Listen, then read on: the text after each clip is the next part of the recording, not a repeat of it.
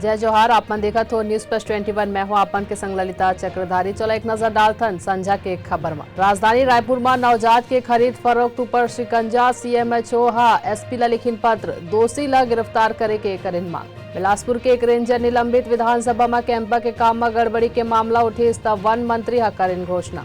छत्तीसगढ़ में विधायक के सैलरी में बढ़ोतरी, महीना के मिल ही 1,60,000 रुपए। अग्निपथ योजना के खिलाफ आंदोलन में रेलवे के 259.44 करोड़ रुपए के हुई नुकसान। इनकम टैक्स रिटर्न दाखिल करे के सीमा नहीं बढ़ाई जाही। अमरावती केमिस्ट मर्डर केस के 7 आरोपी ला 14 दिन के जुडियल कस्टडी में भेजे गए। सुप्रीम कोर्ट केंद्र के मुकेश अंबानी और उमन के परिवार के सिक्योरिटी जारी रखे के अनुमति दी।